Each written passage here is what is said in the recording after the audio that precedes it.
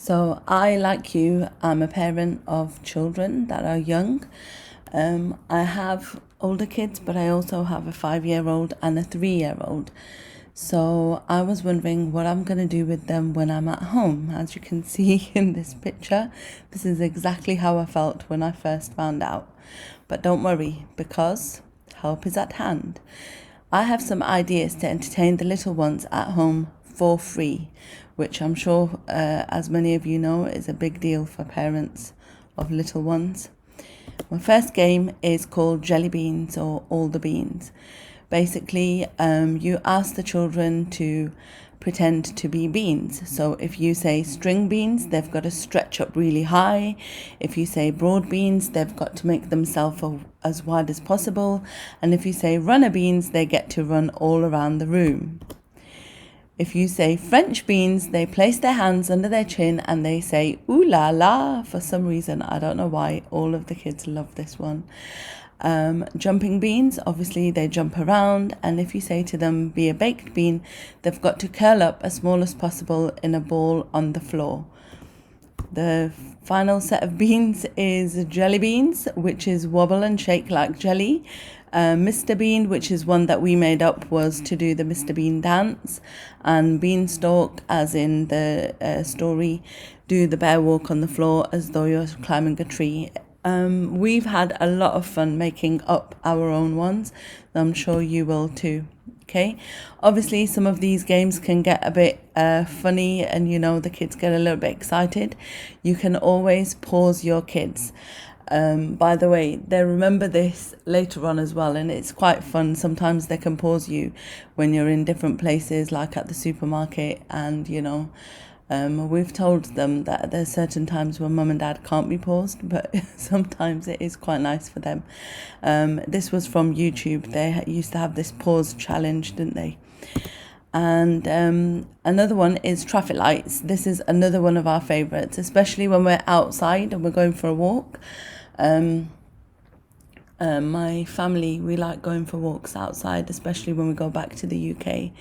But you can also use this inside. It's pretty self-explanatory, as you can see. You call out colours, and each colour has a meaning. So obviously red is stop, amber is walk, green is go, meaning go running or whatever. Pink is to hop, yellow is to skip, blue is to jump, and purple is to walk backwards. Obviously, the main game is just with the 3 main colours, red, amber, green, but the others we have added as the game evolved with us. We've actually got quite a few more, but I thought I'll stop there and let you guys make up your own. This again gets really excited, kids really happy, and it works especially well if you have to run an errand and you've got to walk somewhere, you've got to go somewhere, maybe you've parked up the car, it's a little bit far for the kids to walk, and they start asking you to carry them. If you start playing the game, usually they will get distracted and actually play. Any of these actions that I've talked about in the previous slides, you can actually turn them into a race. As you can see here, there's pictures of a sack race and the 3-legged race. These can easily be done at home, or you can buy the ready-made games from Amazon. If you're going to do the sack race at home, or even the 3-legged race, just be careful that you don't leave your props lying around. These are some more ideas, with the jump rope, skipping rope. You can make some of these props at home, and some of them, you can obviously buy. And it's just a little bit more inspiration for you as a parent if you want to do any of these other activities with them. The one with the hopper ball or the jumping ball has been a proper hit in our family. Especially over the last couple of days that they've been stuck at home.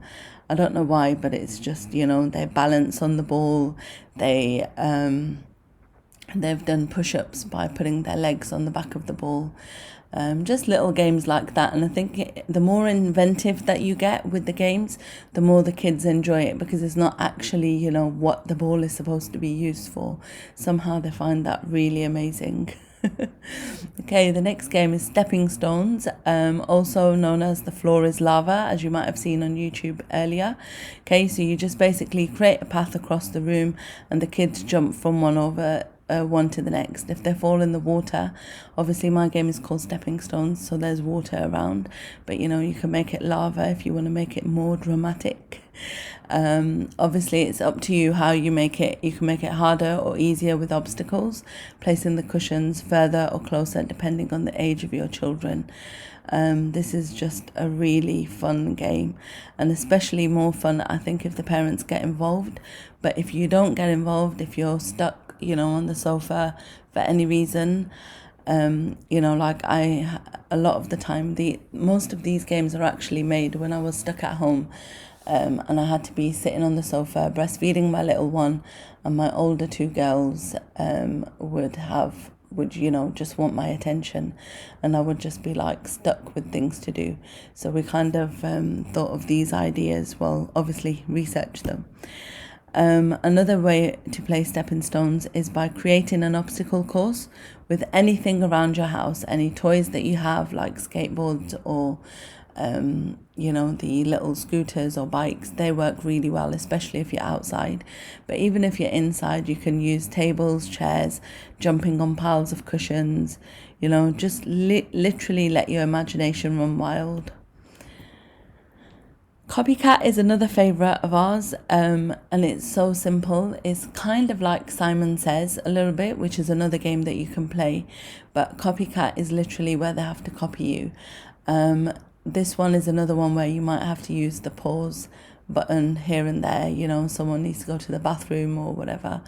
But really, they just love it.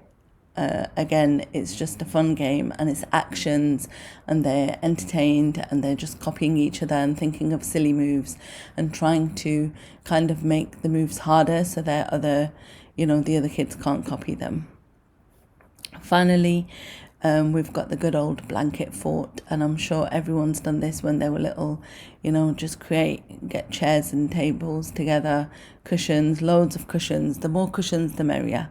Blankets, tie it up around the chairs. You can use pegs if you want, string to make it better. I've seen some on Pinterest now with little lights that they've hung up and things like that.